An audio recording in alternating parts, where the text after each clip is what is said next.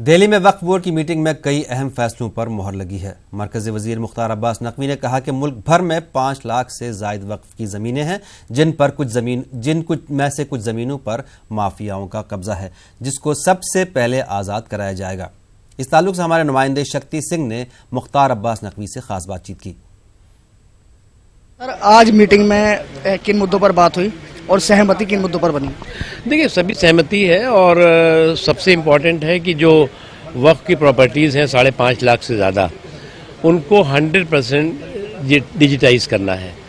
100% जो है वो डिजिटाइज करना है। उसमें 100% वक्फ प्रॉपर्टीज़ का जियो मैपिंग के साथ साथ उनका डिजिटाइजेशन करना है।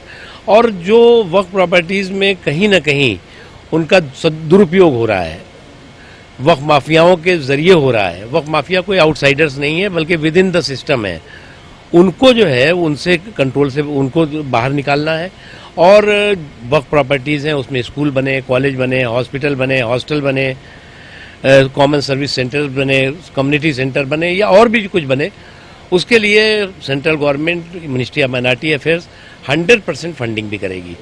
और इस अभियान को हम बहुत तेज़ी से शुरू करेंगे। हमारी जो वक्फ काउंसिल के मेंबर्स हैं वो पूरे देश में बड़े स्तर पर दौरे करने जा रहे हैं। स्टेट वक्फ बोर्ड से कोऑर्डिनेशन करके, स्टेट वक्फ बोर्ड से बातचीत करके इस दिशा में काम करेंगे। सर, माफियाओं के खिलाफ क्या कार्रवाई की जाएगी?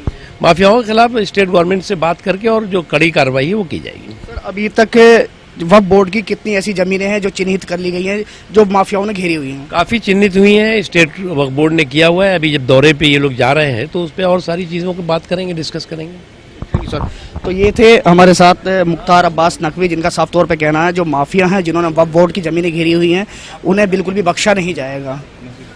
नेटवर्किंग के लिए शक्ति सिंह, दिल्ली से।